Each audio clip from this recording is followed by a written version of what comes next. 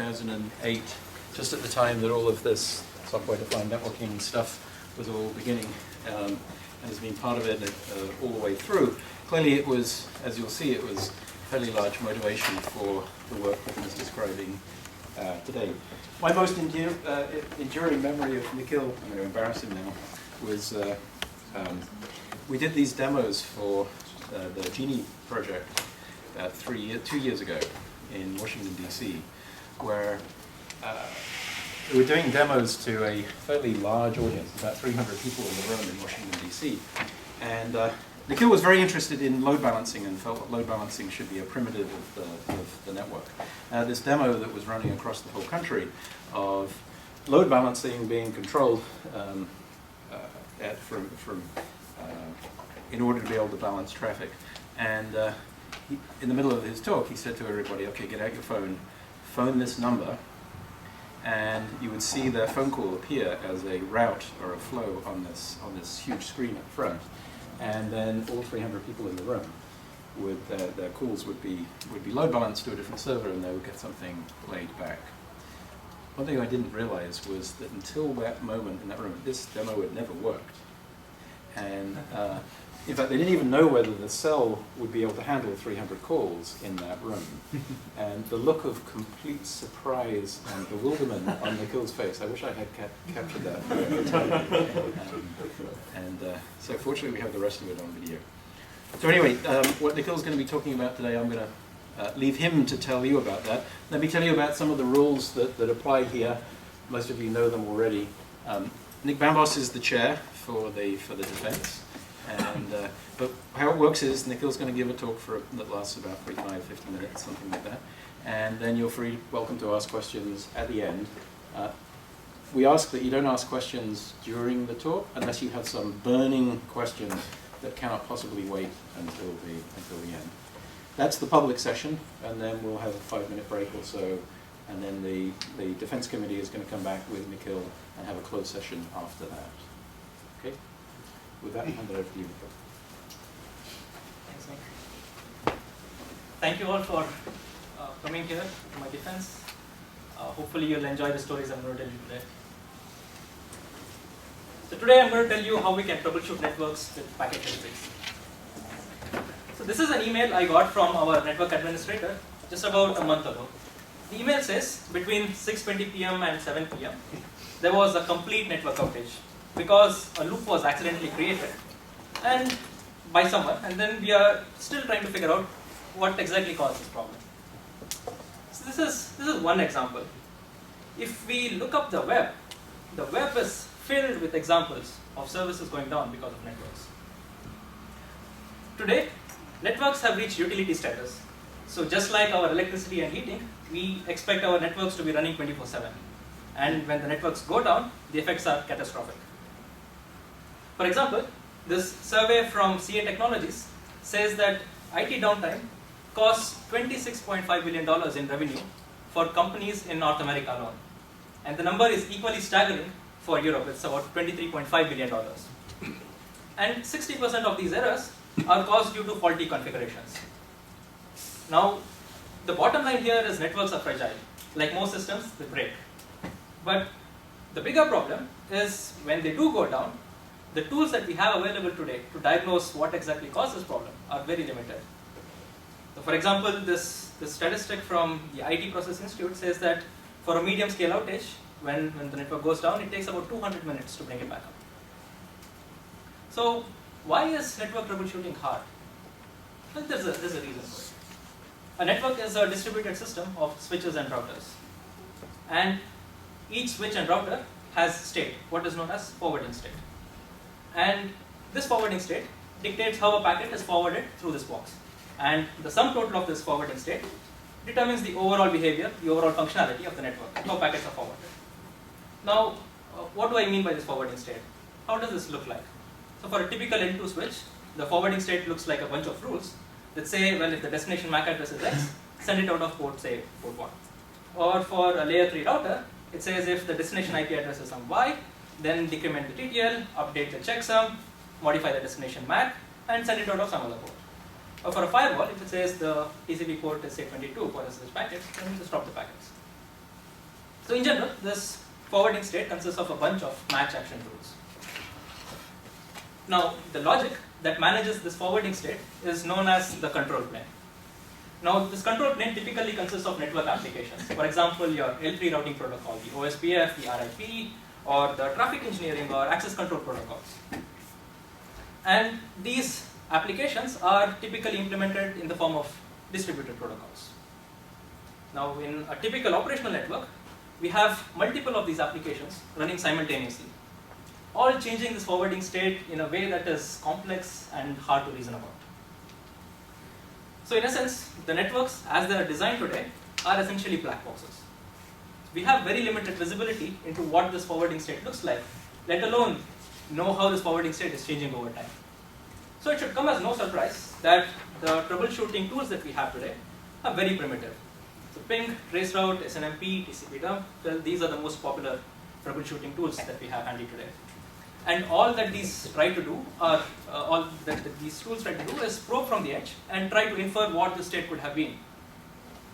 Now such method of debugging is tedious and ad hoc, requires great skill and expertise on the part of the network operators. And more importantly, these are just band-aid solutions. These are not guaranteed to provide helpful answers in figuring out what exactly caused the problem. Now, we envision a world of systematic network troubleshooting. What if, instead of trying to infer what could have caused the problem, what if we could just directly ask questions to the network? And the network told us back, well, what exactly transpired that caused the problem. So for example, host A is not able to talk to host B in my network. So tell me what's happening with packets from host A to host B. Where are they going? How are they getting modified? Or I don't want loops in my network, even transient ones. So whenever a packet traverses the same switch twice, just alert me and tell me why this is happening. Well, to achieve this goal of systematic troubleshooting, well, we'll have to address two challenges. One is we need an abstraction, a language to ask questions to the network. And second, we need a system to gather the necessary information to be able to provide these answers. So we will strive towards this goal of systematic network troubleshooting by trying to address these two problems in the rest of this talk. So the outline of my talk is, first I'm going to present an abstraction for systematic troubleshooting, a way to ask questions and describe errors. Then I'm going to describe the design and implementation of a system that gathers the necessary information to answer these questions. Then I'll describe a few examples of real-world problems that can be fixed with our system. And I'll finally talk about how we can scale the system to a real network. So let's talk about an abstraction for systematic troubleshooting. So first we need a construct to pose questions and describe errors in the system, in the network.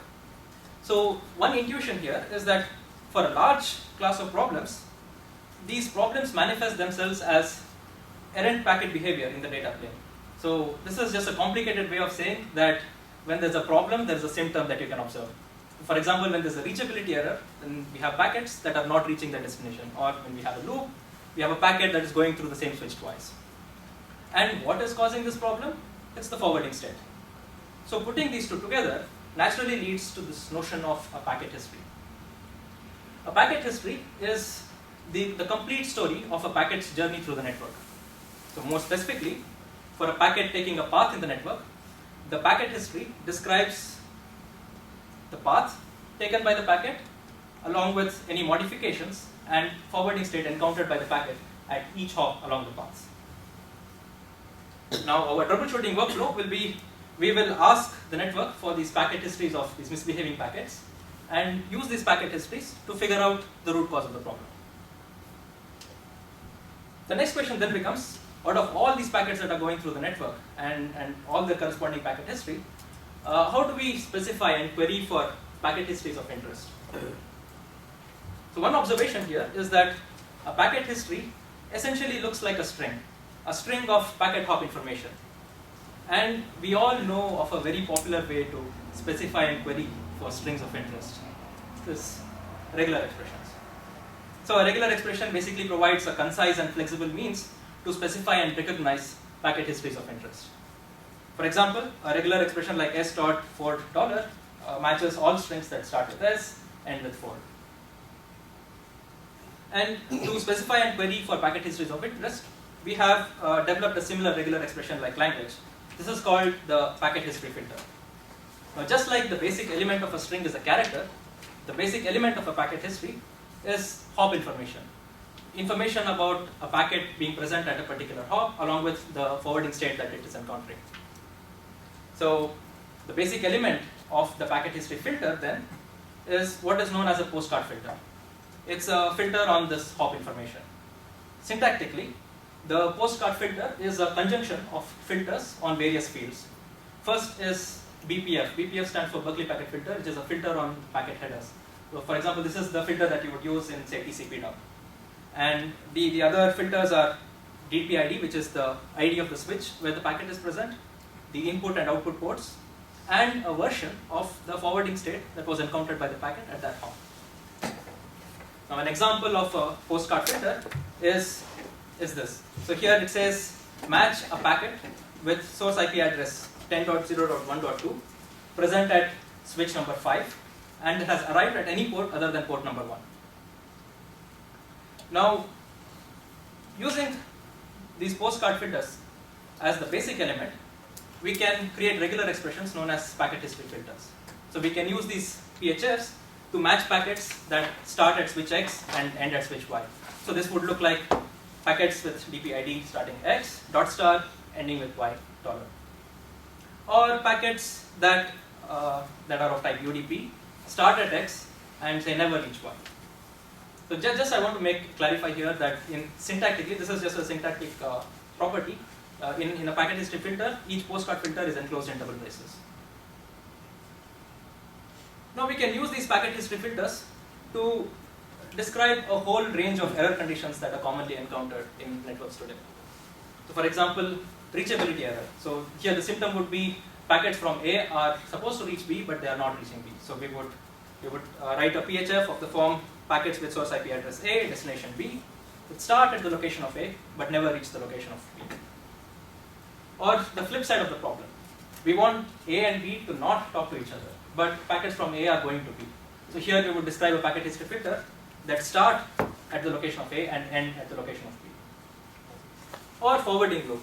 Here the symptom is that a packet is going through the same switch twice.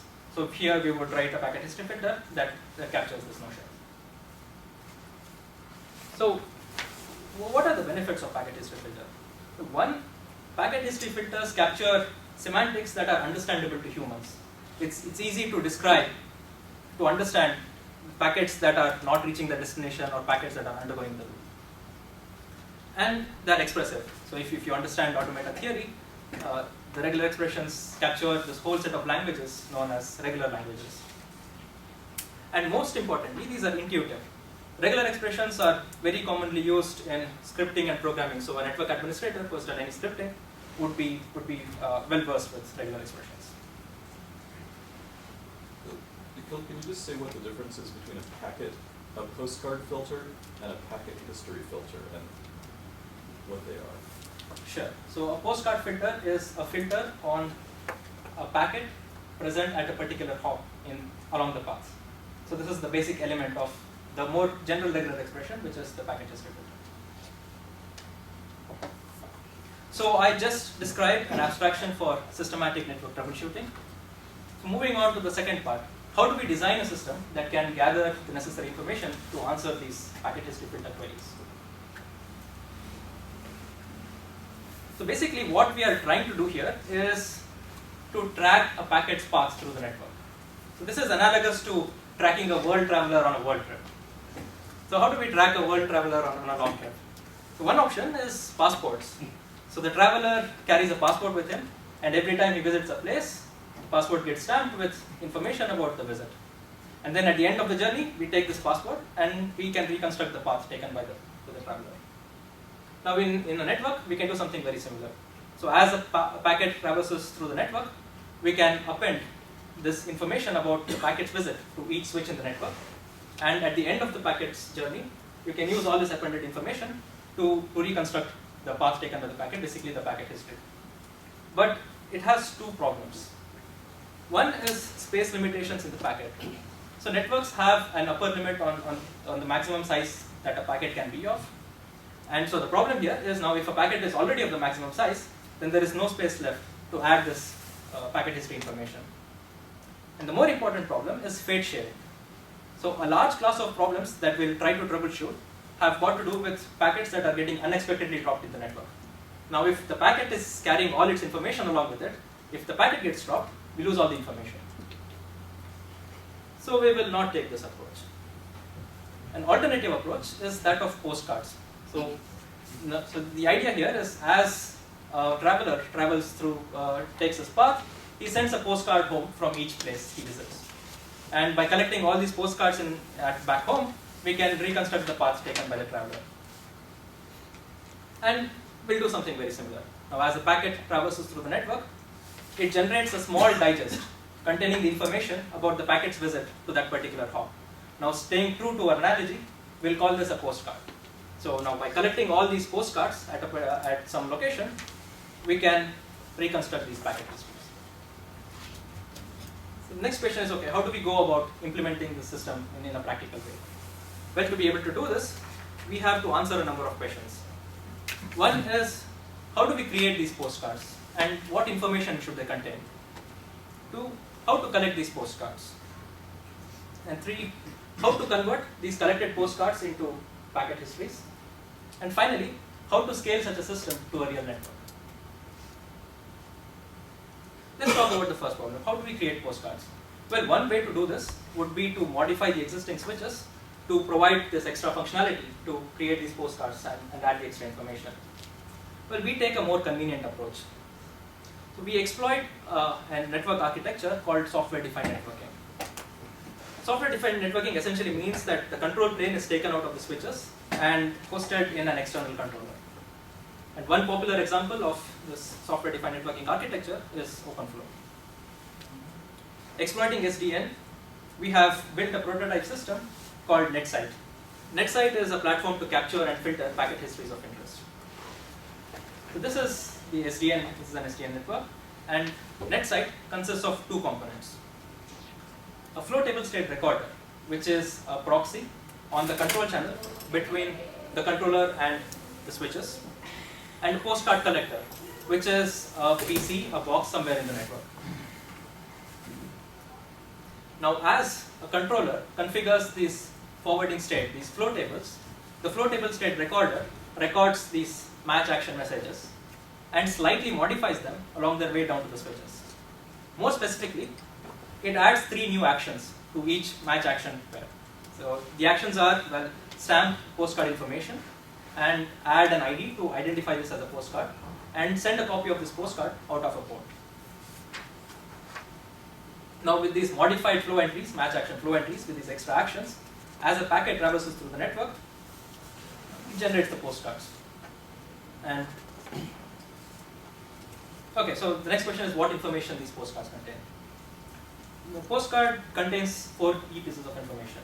One is it contains a copy of the packet header, and it contains the ID of the switch that generated this postcard, the output port out of which the original packet was sent, and a version of the flow table state that was encountered by the packet. Now by looking up this version in the flow table state recorder's logs, we can figure out the exact state that was encountered by the packet. Now using all these pieces of information, we can reconstruct the packet history. Now comes the second question. How do we collect these postcards? Again, there are a couple of options here. One option is to build a separate network to collect all these postcards. This method is known as out-of-band collection. And a second method is to share the same network as the original packet to collect the postcards. This is known as in-band collection. So the NetSite platform supports both in-band and out-of-band collection. But when doing in-band collection, we have to be careful to make sure that these postcards do not affect the original packets. So to do so, we put them in a low priority queue. Now comes the third question. How to convert these postcards into packet histories? Basically, this is the job of the postcard collector. It takes postcards from one end and generates matching packet histories from the other end. And to be able to do so, it has to address 3 challenges. One is it should be able to handle postcards that might arrive with variable delay. The 2, it should be able to associate a postcard with its actual packet history. And third, it should be able to handle postcards that might arrive out of order. So to address these three challenges, the postcard collector implements a processing pipeline. The first stage is a temporary storage, where it temporarily stores all the postcards, temporarily stores the postcards till all the remaining postcards of that packet history are received. It stores them in a hash table that maps an ID of the original packet to the postcard list. Now the challenge here is how do we uniquely identify the original packet, because it might get modified along the way in the network. And we identify these packets uniquely by taking a hash of the immutable header fields in the original packet.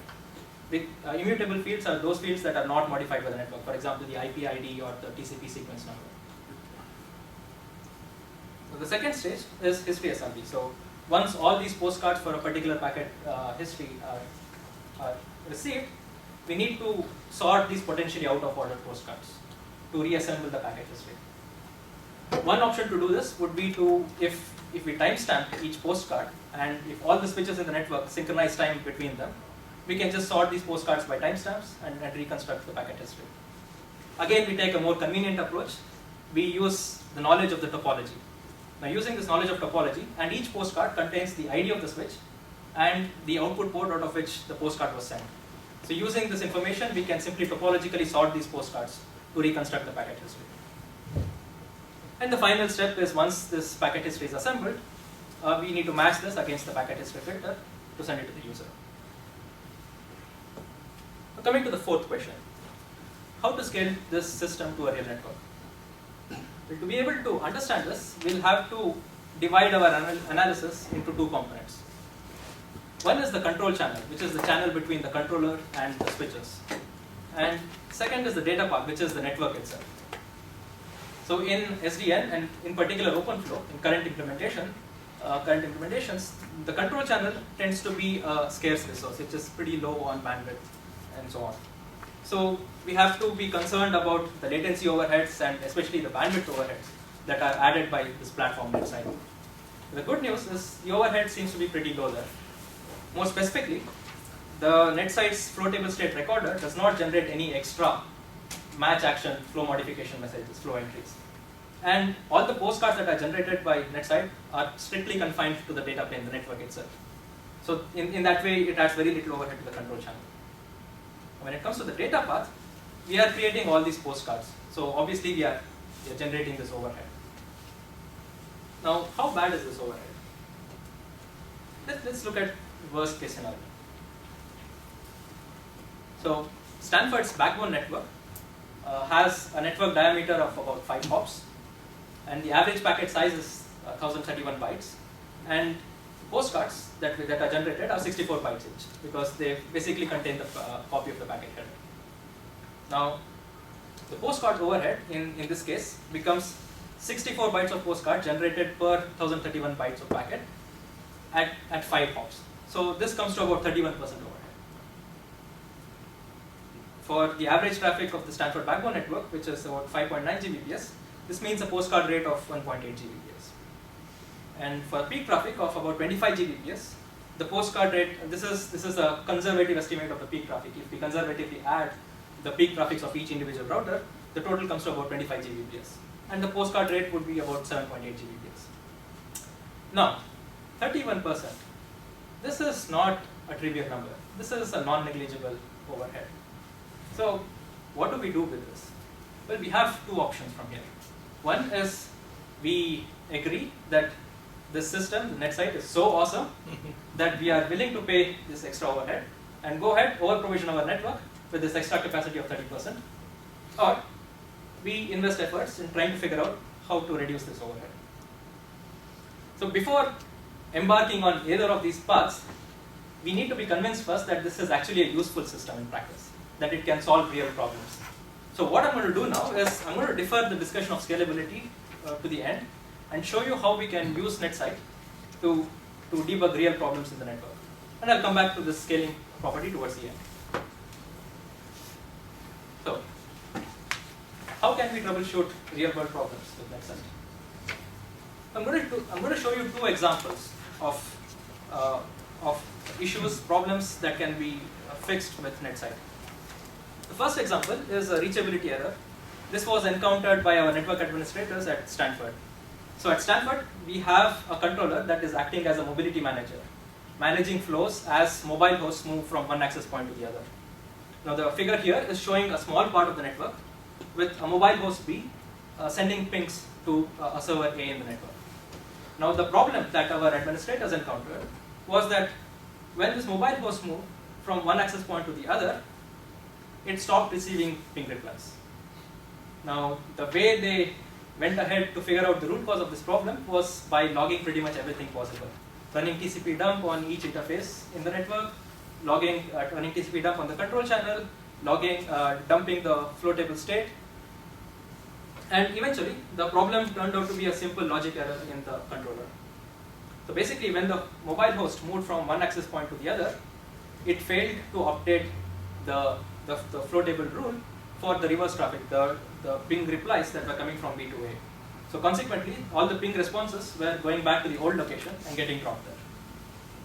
Now, using a system like NetSite, if we observe a symptom like this, a problem like this, we can simply set a packet history filter for packets, ICMP packets that start at X and don't reach their actual location Z. And NetSite would return the actual path that was taken by the packets and the culprit forwarding state that made these packets go to this wrong location. The second example is the forwarding loop example that I gave in the very beginning. Here, we can take a more proactive approach into fixing this problem. So we can tell NetSite that we don't want any loops in my network. Ask NetSite to alert us whenever there's an accidental loop caused in the network. And when a loop is created, NetSite just alerts us back, telling that a loop has been caused and the culprit forwarding state that has caused the loop. Now, these two examples are instances of two categories of problems that we can troubleshoot with NetSite. In the first case, we are taking a reactive approach to troubleshooting. And in the second, we are taking a more proactive approach to troubleshooting. So generalizing this, we have built two applications on top of NetSite. The first is NDB, which is an interactive network debugger. And the second is NetWatch. It's a live invariant monitor for the network. We have in fact built two other applications. One is NProf, which is a hierarchical network profiler. Basically hierarchically shows the sources of congestion causing traffic in the network. And the last application is NetDump. You can think of NetDump as an advanced TCP dump, where instead of filtering packets, logging packets at a particular interface, you can log packets pretty much anywhere in the network and even specify queries based on the histories of the packets. Now each of these applications interacts with NetSite through this NetSite API that allows these applications to set filters and get callbacks whenever there's a packet history that matches the filter.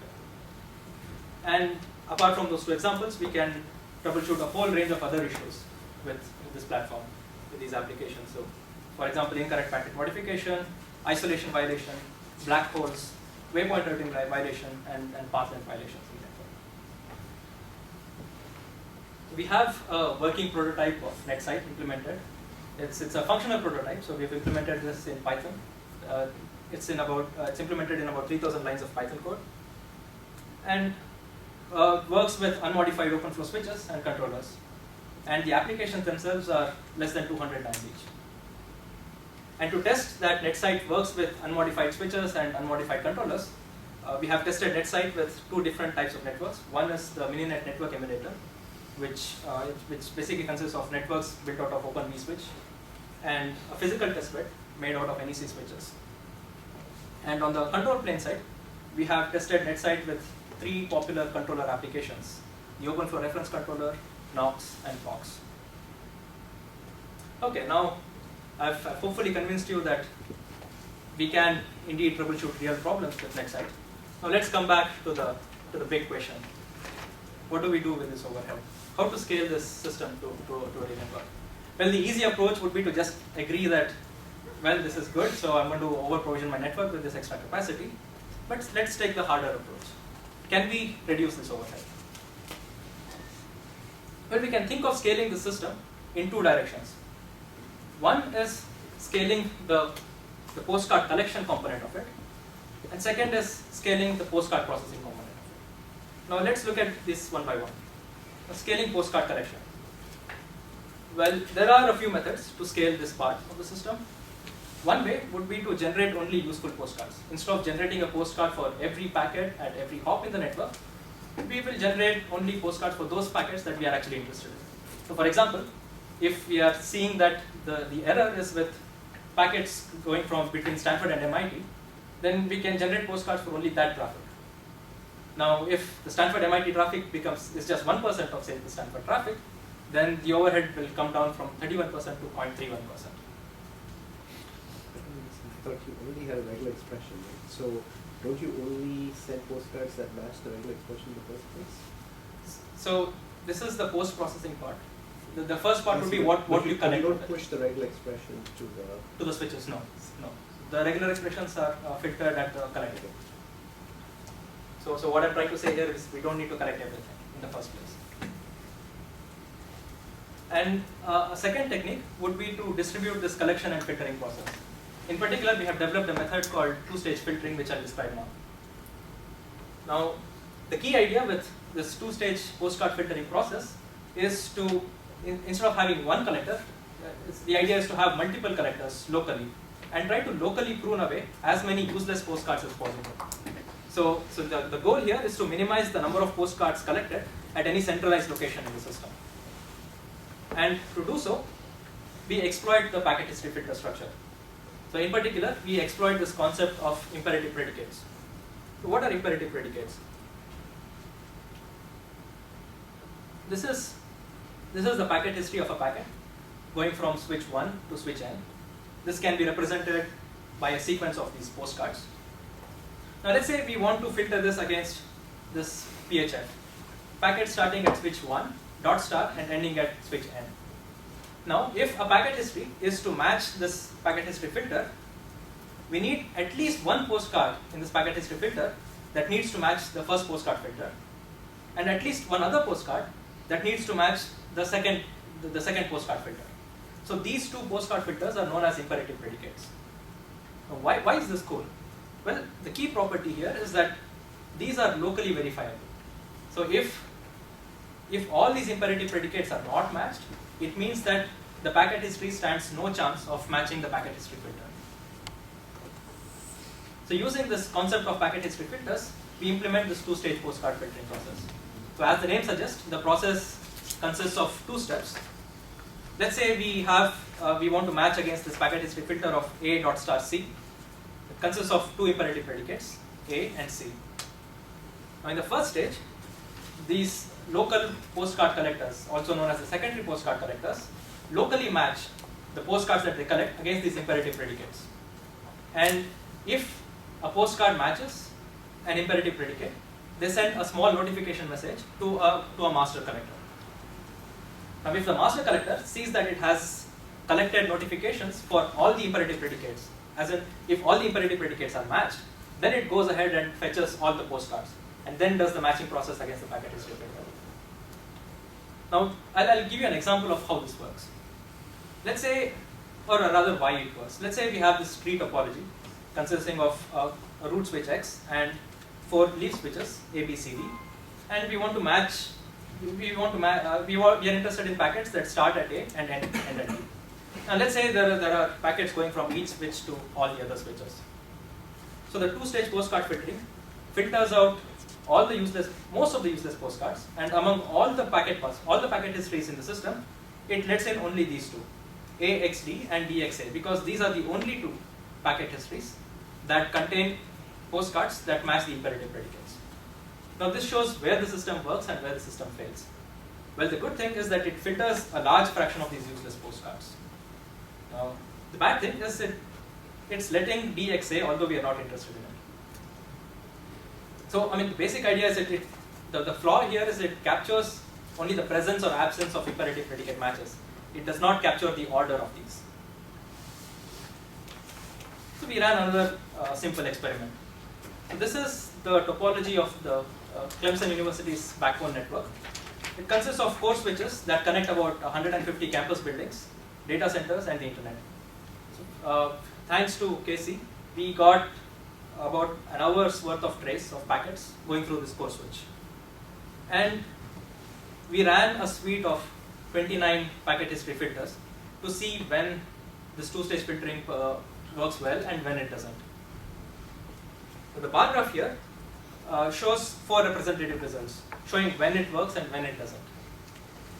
So in each cluster, the red bar indicates the amount of postcards that would be collected if no optimization was in place, if we were to go ahead and collect everything. And the green bar indicates the theoretical optimal, which is when we would collect only those postcards that will eventually match the packet history filter. And the blue is the number of postcards that we would collect with the two-stage filtering process. In the leftmost cluster, the packet history filter was filtering only those packets that were coming into or leaving a particular server in the network. Now, because this traffic was a very small fraction of the rest of the traffic, packet history, the two-stage filtering process reduced the amount of postcards collected to 0.05%. And the second case was a filter which captured all the traffic that went to and from the campus. Now here, the amount of postcard traffic that was collected was about 14% of the original non-optimal case. And here we can see that two-stage filtering performed optimally. The third case shows where it does not work optimally. Here, the filter was to filter out traffic that was going from the data center to the internet. Now, because this two-stage filtering does not capture the ordering of the imperative predicate matches, it did not perform optimally, although it was able to reduce the traffic overhead. And finally, the last one is an interesting case. It's sort of a mischievous filter, because this filter would never match any packet history ever. So now, since two-stage filtering does not understand this, it simply let all the postcard traffic in. So it performed pretty badly. Overall, we found that out of these 29 packet history filters, in 23 cases, we were able to reduce the postcard traffic by about 50%. And in 17 of those cases, we were able to reduce it by 80%. And the two-stage filtering mechanism was optimal in 22 cases. Now, going to the second aspect, which is scaling the postcard processing part. So one way to scale this would be to make each component of this pipeline faster. Well, this is, for example, this is the performance of the topological sorting component in our prototype. So here, the graph shows the amount of time it takes to sort a randomly shuffled list of postcards for varying packet lengths. Now, the region of interest is this, which is about 4 to 8 packets, which is the typical length of paths in a network, in a data center or an enterprise network. The time it takes is about 4 to 7 microseconds. And this is the performance of the history filtering part, which is the time it takes to do the regular expression matching for different types of regular expressions. And again, in this region of interest, it takes about 100 to 300 microseconds. Well, I must mention here that these are results from a functional prototype, not particularly built for high performance. But the lesson we learned here is that when we do go ahead and build a production-ready high-performance system, this is probably the component where we want to be concentrating on first. So another nice thing about postcard processing is that the process is embarrassingly parallel.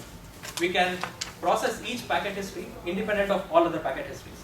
So instead of having a single pipeline, we can have multiple of these pipelines, all running simultaneously.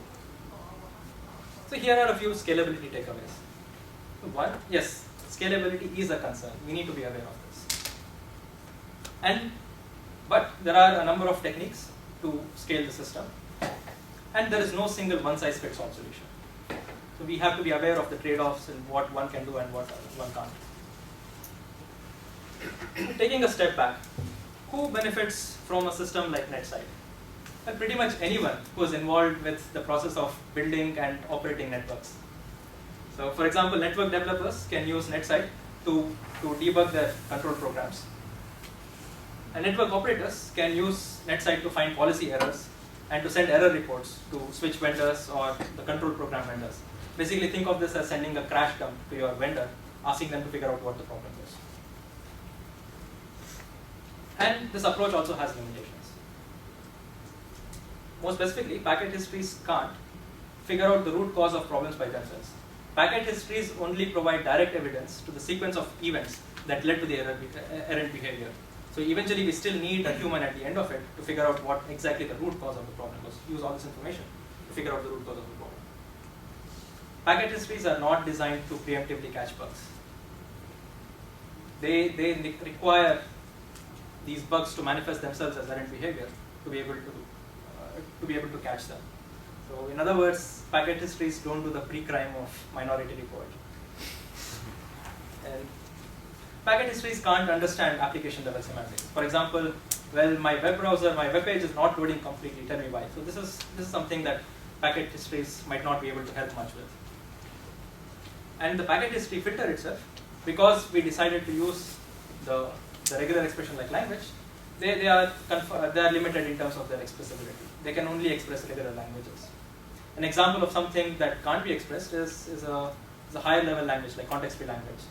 An example of a context-free language is the strings with balanced parentheses. So this is something that can't be expressed with regular languages.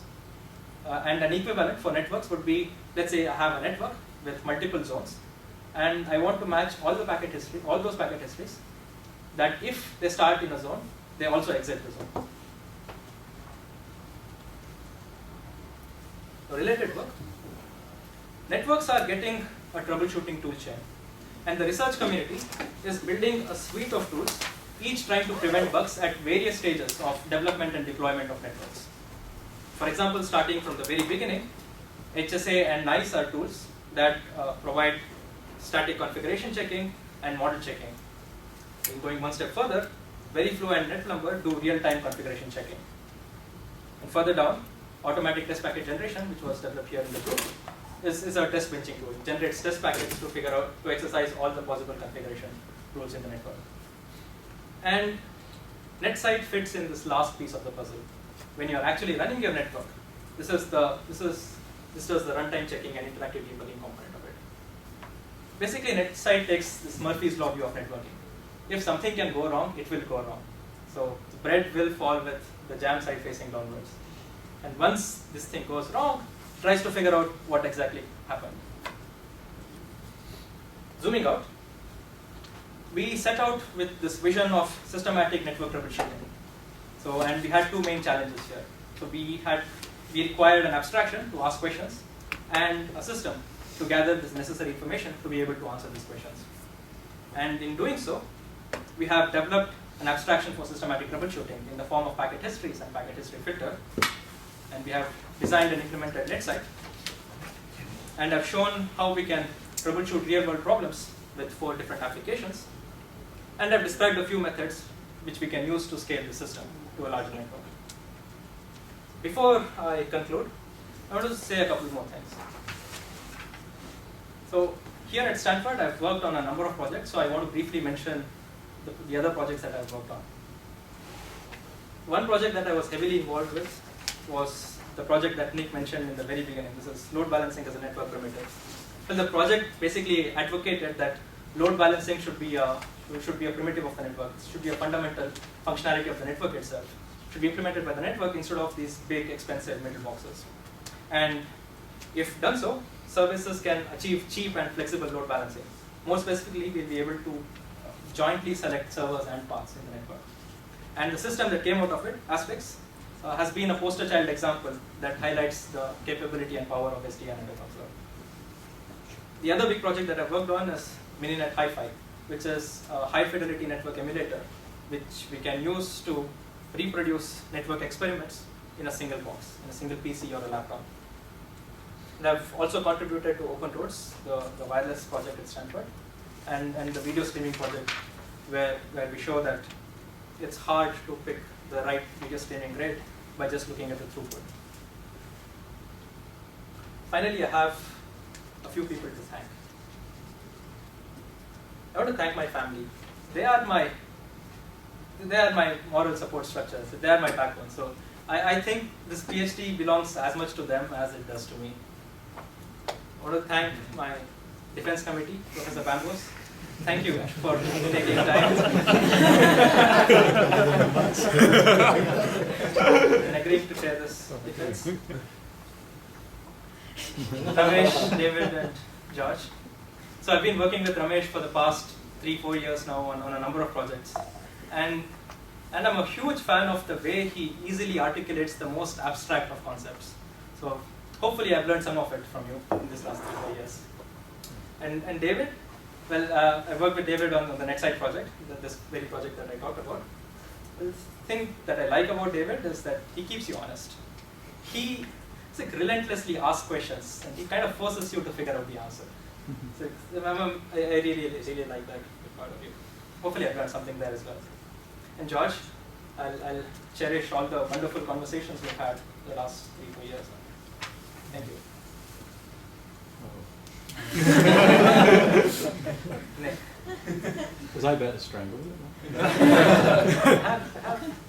So, before I joined Stanford, when I was choosing which grad school to join, I spoke to a number of people. And everyone told me, like, Nick is a great guy. He's a visionary. But when I came here, what I saw was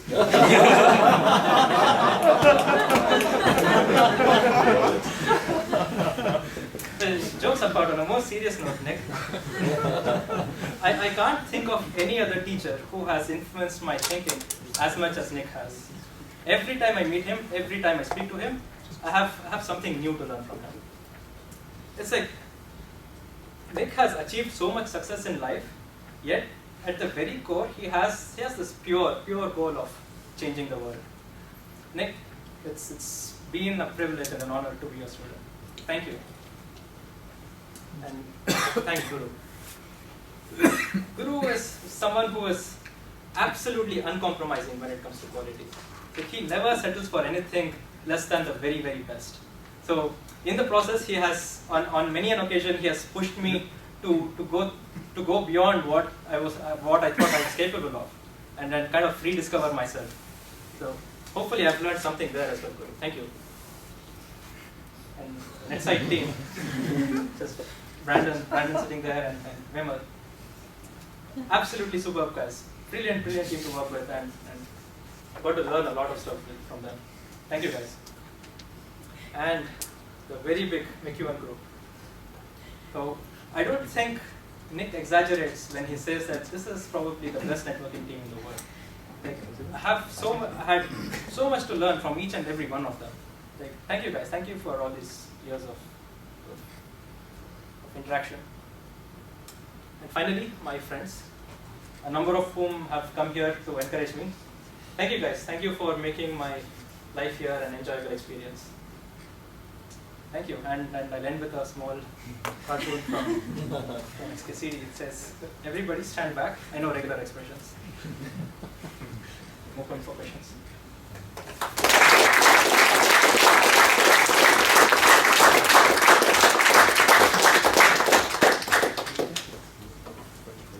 Yes, I'll go.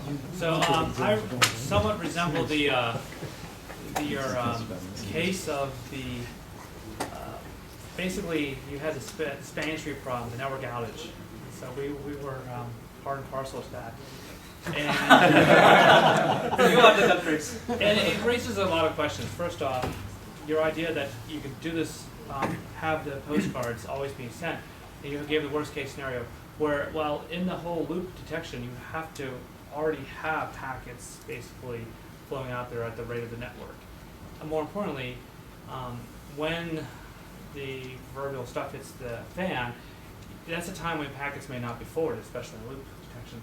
So you gave this scenario, but I'm not sure necessarily that was addressing how you would detect that when packets aren't being forwarded anymore in a sort of scalable way. When you might be adding to the problem, not necessarily able to detect the actual cause. And like in our case, what actually happened was associated with two different forms of spanning tree, not necessarily finding one's an HP, MST, one's a PBST. And root VLAN number 1 was all of a sudden exposed and being forwarded. Things like that happen, and it's hard to find out where the real source of it is. And I'm not necessarily sure that what you showed would have been easily detectable and traceable in that sort of worst case scenario. So if I understand your question correctly, what you're trying to say is when there's a broadcast storm, there's this huge flurry of packets already. So And if you are adding extra traffic to this by generating postcards, Especially in might a be a loop, problem. especially Especially in a loop, right? where you won't even get it forwarded on necessarily. Yeah, yeah. So I think this is a great question. I think this is a very valid concern. So what do you do when there is this huge extra deluge of packets that you can't handle, especially postcards, right? So I concede that this is a very valid question and a relevant problem, something that we need to be aware of. And I can propose one possible solution for this. So one example would be to have an automatic shutdown mechanism when the postcard traffic exceeds the threshold capacity of the network, say. That we should, one possible solution would be to automatically shut down the system to stop generating postcards altogether after that. So now all you need to know is for the first packet, the very first packet that underwent a loop, that is all enough for you to get the alert. Thought you were going to say that. And so my concern is then you would have to basically run your network in the full, non-optimized way to account for that. Otherwise, all traffic will generate all postcards. To then capture that. So yeah, I mean, in particular, both the optimization techniques that I mentioned here, both the scaling techniques that I mentioned here will not work for loop, especially because, I mean, one of the reasons is because we need to look at all traffic, and the other is the loop packet history filter does not contain an imperative predicate to filter out other traffic. So, but for the loop case in particular, this is a very nice property. There's a very nice locally verifiable property. All you need to know is whether the same packets arrived at the same location the second time. So I believe we can provide optimization techniques for this special case. But I don't know if this will generalize to all other methods. But for the loop case alone, I think there's a way forward because the loop problem has this nice locally verifiable property.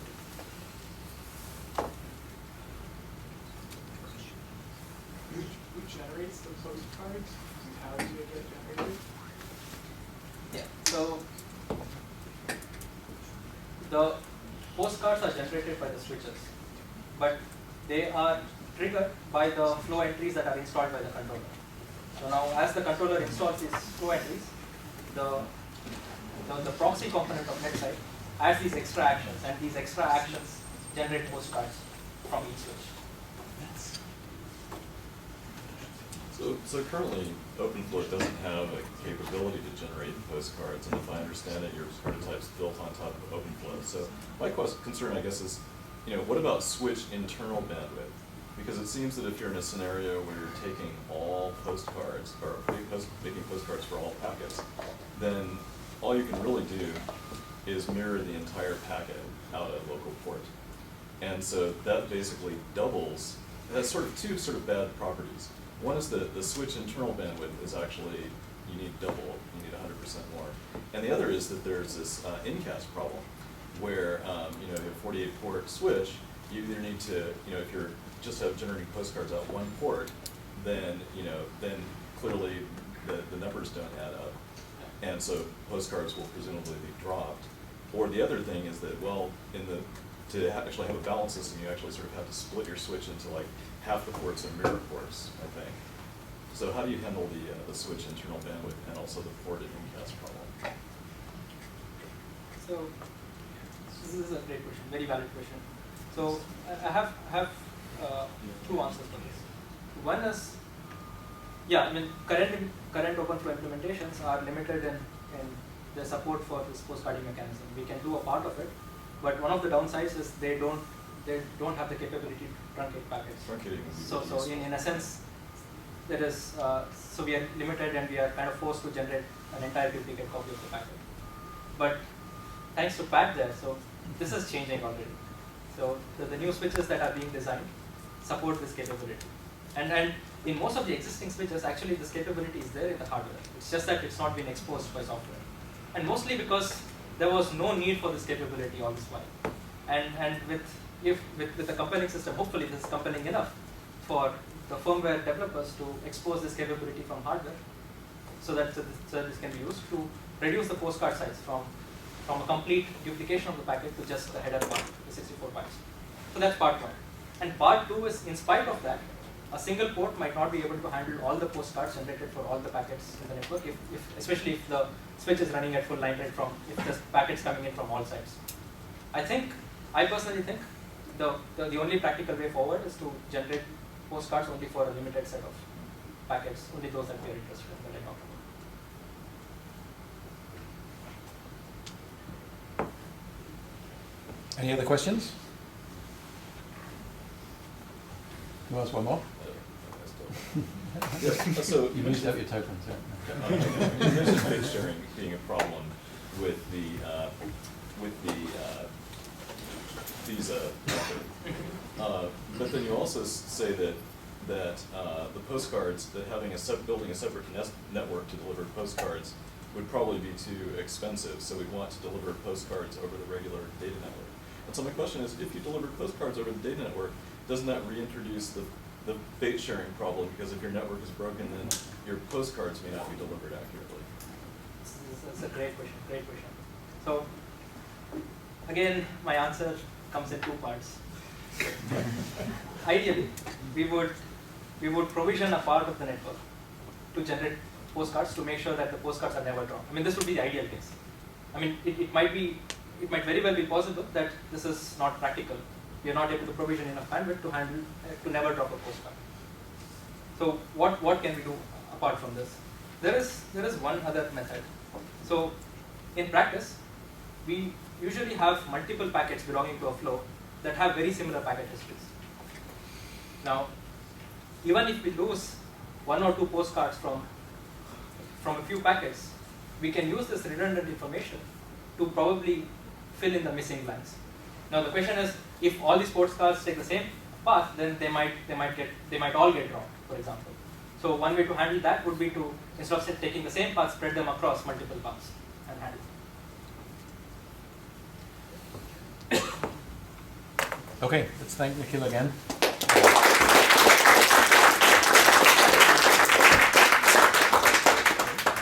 Now we need to ask you to leave so we can eat the food.